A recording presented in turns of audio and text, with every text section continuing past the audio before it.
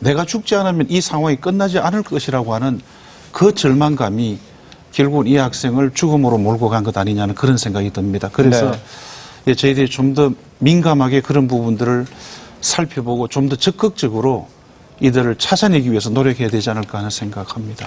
지금 말씀하신 그 비밀번호를 바꿔달라고 얘기했던 것은 사실 자기 집의 비밀번호를 가해 학생들이 알고 있기 때문에 그렇습니다. 극단적인 선택을 하고 난 다음에도 자기 가족에 대한 어떤 그 피해를 우려하는 걱정으로 저는 이해를 했는데요. 네. 신승갑 총장님, 네네. 사실 그 전국 각지에서 이 피해 사례들이 잇따라 접수되고 있는 것으로 알고 있습니다. 네, 그렇습니다. 어떻습니까, 그 실태가? 저희들에게 이제 접수되는 부분들이 뭐 전국에서 다 들어오는 것이 아니기 때문에 좀 제한점 분명히 있습니다만, 일단은 우리나라 학생들 중에 4명 중 1명이 좀 학교폭력 경험이 있다고 좀 봐야 되고요. 가해 쪽입니까, 피해 쪽입니까? 피해 쪽입니다. 네. 예. 그리고 또 실제로 이제 학교폭력 때문에 전화 오는 아이들 중에 약 한 20%에서 30% 정도가 죽고 싶다.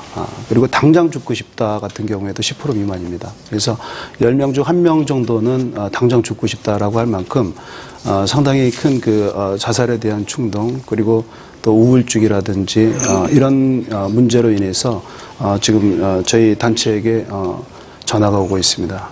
저희 단체 또한 지난 96년 때 학교폭력으로 한 외아들을 잃은 아버지가 만든 그런 이제 NGO입니다. 예. 그렇군요. 예.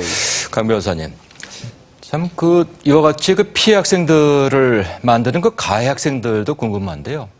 도대체 어떤 동기에서 이처럼 그 가해 행동을 하게 되는 걸까요? 우리 이 학교 폭력 문제가 하루 이틀 될 문제가 아니고요. 또 이 점차적으로 좀 더 이제 악화되어 간다고 이렇게 말하는 것은 분명히 옳습니다. 저희 세대만 하더라도 저희 학교 다닐 때만 하더라도 학교에 이제 폭력 서클 같은 게 되게 한 2-3개씩 있죠. 하나만 있으면 안 되니까 서로 싸워야 되니까.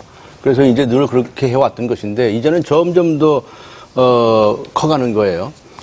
이 피해자 학생들이 받는 이 트라우마, 이 상처는 말할 수 없습니다. 그거는 정말 죽음을 상상하지 않을 수 없을 정도로 크고. 근데 문제는 이 가해 학생들이 그럼 왜 폭력적인 아이가 되느냐라고 하는 것입니다. 네. 이 친구들도 그렇게 공격성을 갖게 된 것은 다 나름대로 이유가 있습니다. 이 아이들도 가슴 속에 어떤 그 분노, 앵거 이런 게 있는 것이고요. 그것들은 어디서 생겼느냐? 또 이제 그 아이가 다른 예를 들어 부모로부터 학대를 받았거나 또 다른 친구로부터 공격을 당했거나 이런 것들이 쌓여서 폭력적인 아이들이 되는 것이거든요. 네. 그래서 이 폭력을 낳는단 말이 정말 맞습니다.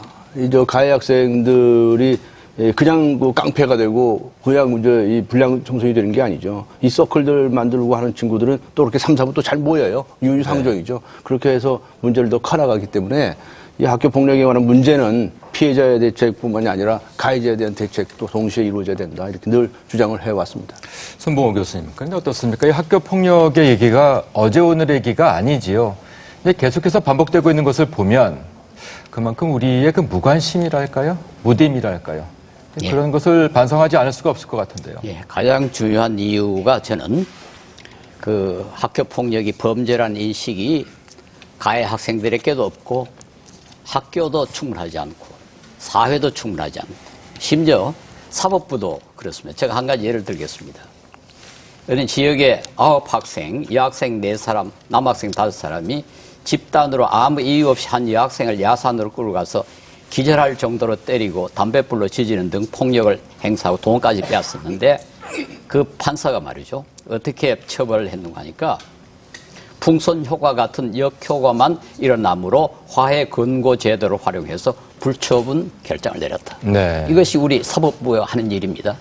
사법부라는 것이 법이라는 것이 약한 사람을 보호해줘야 되는데 지금 강한 사람을 가해자를 보호하고 있는 거예요.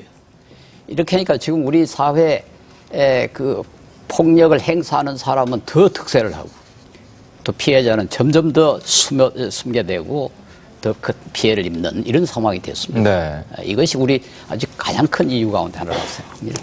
네. 네, 여러 의견들이 나왔습니다만 학교 폭력에 가장 민감하고 또 예민한 분들은 역시 학생 당사자일 수밖에 없을 것 같습니다. 마침 고등학생들이 학교 폭력을 고발하는 동영상을 직접 만들고 인터넷을 통해서 알리고 있어서 관심을 모으고 있는데요. 잠깐 그 영상을 보고 토론 이어가도록 하겠습니다.